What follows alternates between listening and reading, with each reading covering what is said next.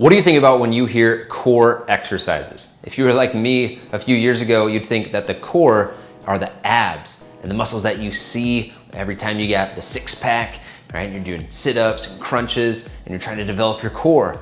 And I couldn't understand why physical therapists or doctors or whoever was working on injuries that I had would say, hey, you got a weak core, you got to work on your core strength. And I was like, can you see these abs? Like, come on, man, what gives?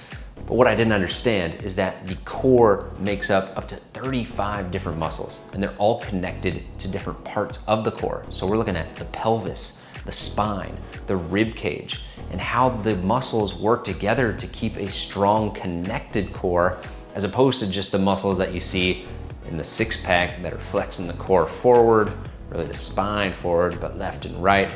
So what you're gonna learn in this video is my core training checklist, where we're gonna go over 5 different types of core exercises, how much to incorporate them, how to incorporate them, the benefits of those exercises. And so by the time you get done with this video, you're gonna completely rethink your core training. And if you're new to the channel, my name is Paul, and it is my mission to help deliver high quality content so that you can learn more about training, nutrition, recovery, and mindfulness, the 4 elements of the E4 Fit method. And so if you like the content, be sure and hit the like button, subscribe to the channel, and hit the little ding bell on the notification. Ultimately, I wanna help you live a longer, happier, more confident life through health and fitness. So let's get to this core training checklist. And so believe it or not, at the bottom of this pyramid, and the most important thing that you can be doing is actually functional breathing exercises. So we got here functional, boom, breathing. We'll just call it breathe right there. And this is just a testimonial from a client who lifts a ton of weight. He's doing 300 on his squats, 500 on his deadlifts, but he hadn't really considered how functional core breathing would actually help him with his low back pain.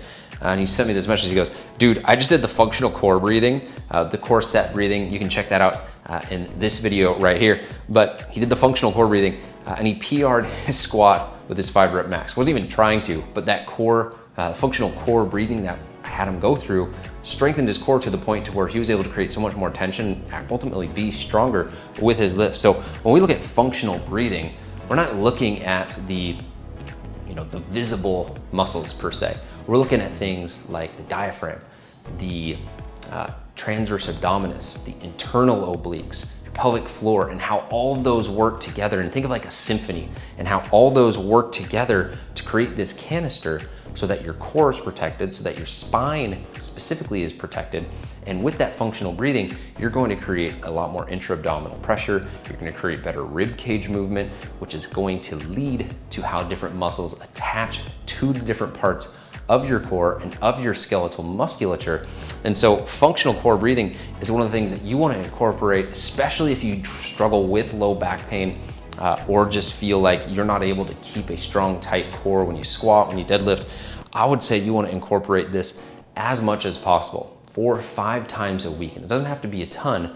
You can even incorporate this throughout the day when you're sitting at your desk. I'll have a lot of clients do that, but functional breathing is going to be something that you want to do. So like I said, we got video right here, core set breathing. I've got a number of different functional breathing exercises that you can do. You can check out this video right here as well for how to really breathe.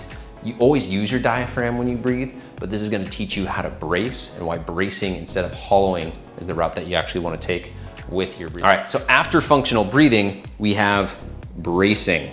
These exercises are going to be pretty common to you. You're looking at things like a side plank, a elbow plank, a high plank, a hollow hold. These are going to be basically isometric type exercises where you're basically creating as much tension as possible.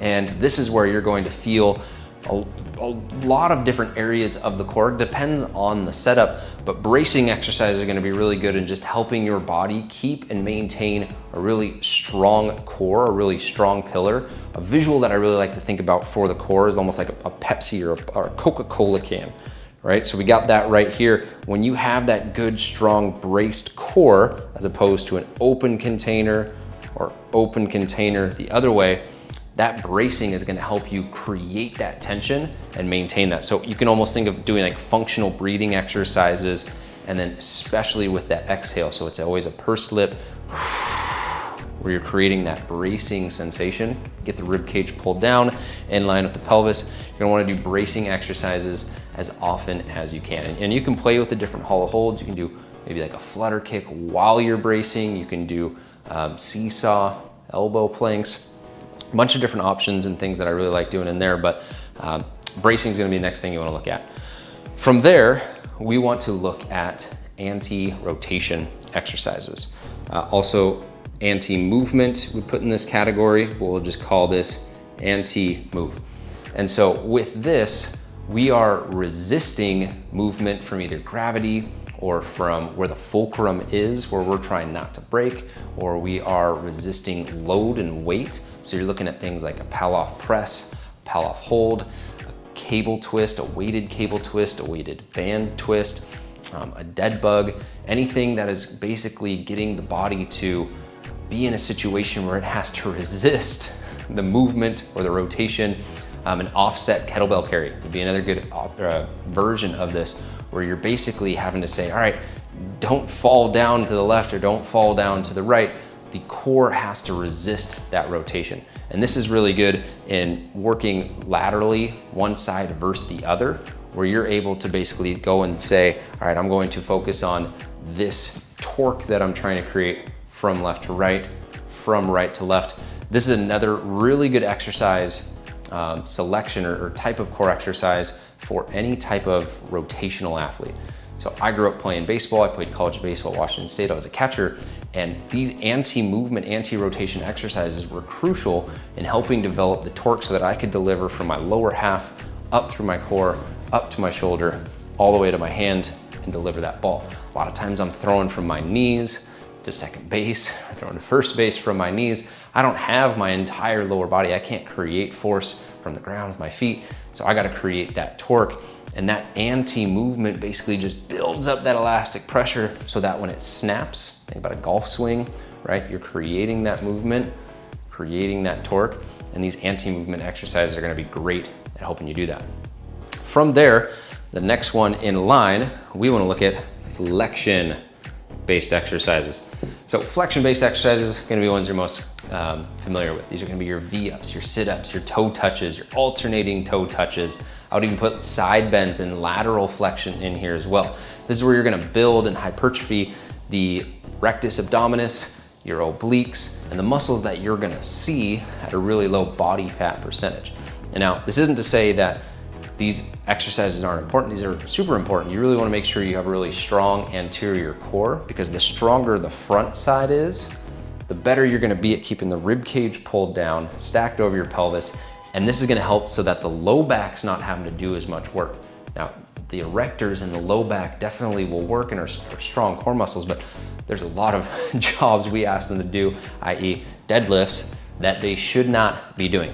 So when we look at flexion-based exercises, there's a lot of ways to really scale these up, scale these down, and I like incorporating these, but keep in mind, this is a continuum where you've got more and less. I would say 4 to 5 times a week for these, and as you get up higher, 2 and 3 times per week as you're programming them. Last, we have carries, and this is how your body carries itself in space, and looking at your gait, your stride specifically. So if you're a runner, if you're walking, if you're just trying to be a more functional human being, doing different variations of weighted carries, whether that's with a trap bar, kettlebells, dumbbells, or something, you're having to use that additional weight from those carries to improve how your body moves in space through the different planes. So carries is gonna be the last one that you're gonna wanna incorporate, but when you incorporate everything as this works in here, now you get this core that's working as this symphony, right? When you get a symphony that's working together, you got your tubas, you got your clarinets, you got your violins, you got all the different instruments, and it makes this beautiful sound. That's where you create a strong core. But if you're just focused on flexion-based exercises, which a lot of people do, well, you're leaving a lot of other things, ultimately more important things, on the table. All right, That's all for now. Thank you so much for watching this video. If you like the content, just hit the like button, hit the subscribe, hit the little ding bell so that you get a notification every single time a video drops. If you want more free content, head over to my Mindful Muscle Facebook group. We got additional trainings, PDFs, guides, recipe books, things that I can hand off and pass off to you, and we can even have a conversation and get some coaching from the different people that are either in the program, just part of the group, or from the coaches ourselves. If you want help with your training and getting all this sorted out for you so that you're doing it smart, so that you're doing it efficient, leveling up and taking your fitness to the next level, hit the link below to apply for an advisory call. I'll be more than happy to talk through your goals, your challenges, to see if the E4 Fit program is for you. That's all for now. I'll see you in the next video.